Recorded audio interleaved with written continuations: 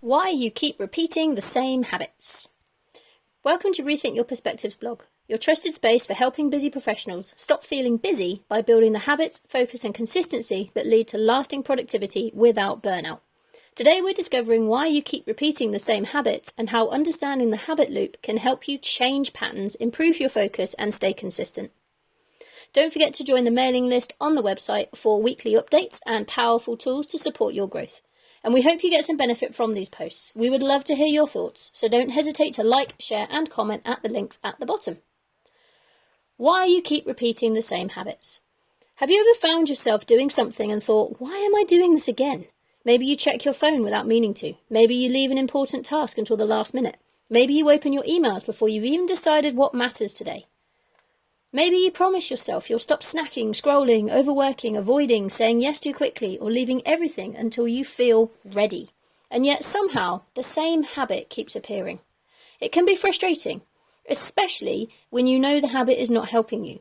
You might start to wonder whether you're lazy, undisciplined, easily distracted, or just not very good at sticking to things. But that is rarely the full story. If you keep repeating the same habits, it is not because you're broken. It's usually because your brain has learned a pattern. That pattern may have helped you at some point, even if it's not helping you now.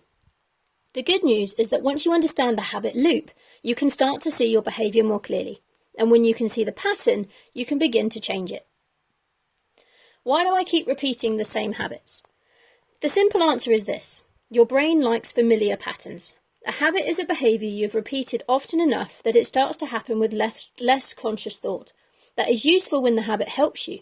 Imagine how exhausting life would be if you had to relearn how to brush your teeth, make a cup of tea, drive a familiar route or get dressed every single day. Your brain creates habits to save energy. The problem is that your brain does not only automate helpful behaviours, it also automates the behaviours you repeat most often. So if you regularly respond to stress by scrolling, your brain learns that pattern. If you regularly avoid a difficult task by checking emails, your brain learns that pattern too. If you regularly say yes when you're already at capacity, that can become your default response before you've even had time to think. This is one reason productivity is not just about time management. You can have time available and still repeat habits that pull you away from what matters. You can have a perfect plan and still fall into the same old patterns. You can know exactly what you should be doing and still find yourself doing something else. This is why understanding habits matters, and there is an amazing book that can help you understand the following information more called Atomic Habits by James Clear. So what is the habit loop? The habit loop is a simple way of understanding how habits work. Most habits follow a pattern: cue, routine, reward. Something triggers the habit, you do the behaviour. Then your brain receives some kind of reward, which makes it more likely you'll repeat the behaviour next time. This loop can apply to almost anything, from making your morning coffee to procrastinating on a task you find uncomfortable. Once you understand the three parts, you can stop looking only at the behaviour itself and start looking at the full pattern behind it. The cue, the trigger that starts the habit. The cue is the trigger. It's the thing that tells your brain, this is what we do now. A cue can be external, such as a certain time of day, particular place, notification sound, sitting at your desk, seeing your phone, opening your laptop. A cue can also be internal, such as feeling tired, feeling stressed, feeling bored, overwhelmed, feeling unsure where to start, wanting relief from pressure. This is important because many habits do not begin with the behaviour. They begin with a feeling, a situation or a trigger. For example, the habit might not be, I check my phone too much. The loop might actually begin with, I feel uncertain about what to do next, so I check my phone for a quick distraction. This is a very different thing to work with. Routine, the behaviour you repeat. The routine is the action itself. This is the part most people focus on because it's the part they can see. The routine might be checking your phone, eating a snack, avoiding a task, opening your inbox, saying yes, staying late, scrolling social media, putting something off, or jumping between tasks. In a helpful habit, the routine might be planning your day, taking a walk, drinking water, reviewing your priorities, tidying your workspace, or starting with your most important task.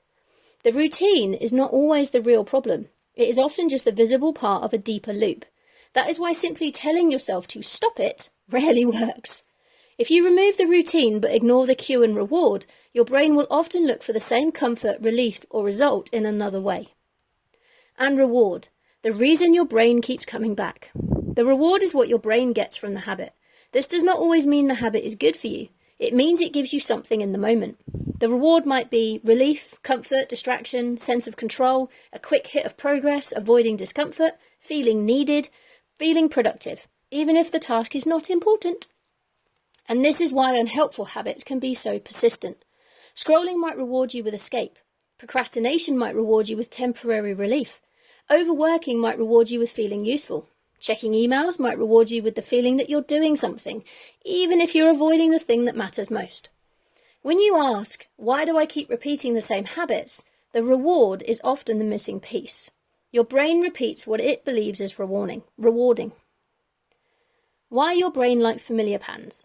Your brain is designed to conserve energy where it can. That is one reason habits become automatic. When a behaviour is repeated in the same context, your brain does not have to think as hard next time. It recognises the pattern and tries to make it easier to repeat. This can be incredibly helpful. It means you can build routines that support your energy, focus and consistency without having to rely on motivation every single day. But it also means unhelpful habits can become deeply ingrained. Not because you want them to control your life, but because repetition has strengthened the pattern. The helpful thing to remember is that learned patterns can be changed. You are not stuck with them forever. But change usually works better when you work with the habit loop rather than trying to fight your brain through willpower alone. How the habit loop affects your productivity. Productivity is often spoken about as if it's only about tasks, lists and time. But your habits quietly shape how productive you actually feel. If your first habit of the day is checking messages, your focus is handed over to other people's priorities before you've chosen your own. If your habit is to push through tiredness without breaks, your energy slowly drains until even simple tasks feel harder.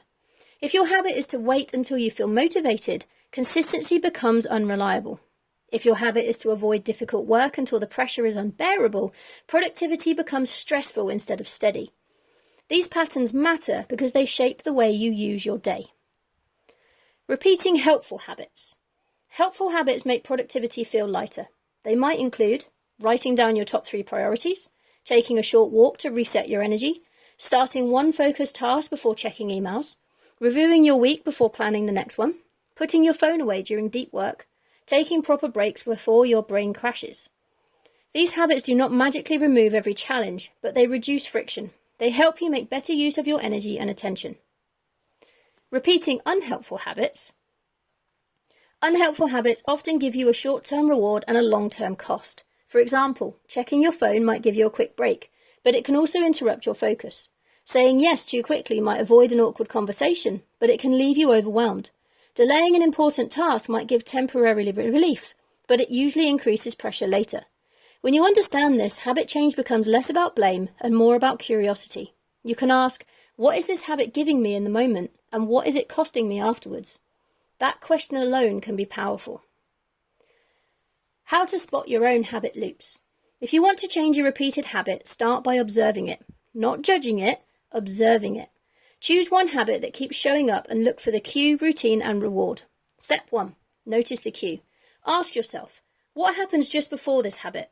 Is it a time of day, a place, a feeling, a person, a task, a notification, a smell, a moment of stress, boredom or uncertainty?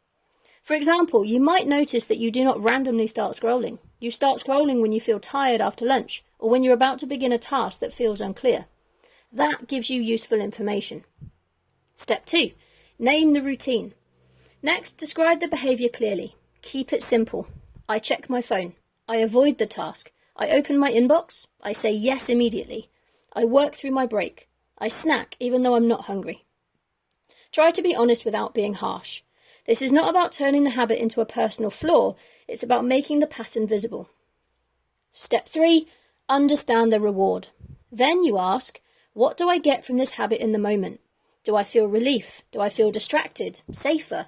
Do I feel more in control? Do I avoid discomfort? Do I get a quick sense of achievement? This is often where the real answer appears. Once you know the reward, you can begin to find a more helpful way to meet the same need. How to start changing repeated habits. Once you understand the loop, you do not have to change everything at once. Start with one habit. Then look at the three parts: cue, routine, and reward. Then, firstly, change the cue. Sometimes the easiest way to change a habit is to change what triggers it. If your phone on your desk triggers distraction, put it in another room. If opening your laptop triggers instant email checking, leave a note on your keyboard with your first priority. If feeling unclear triggers procrastination, create a habit of writing the next tiny step before you stop work the day before. Changing the cue makes the old pattern less automatic. Then you replace the routine. Trying to simply stop a habit often leaves a gap. Instead, replace the routine with something more helpful. If you scroll when you feel tired, try stepping outside for 3 minutes. If you check emails to avoid a difficult task, try setting a 10-minute timer and starting the smallest part of that task. If you say yes too quickly, practice saying, "Let me check and come back to you."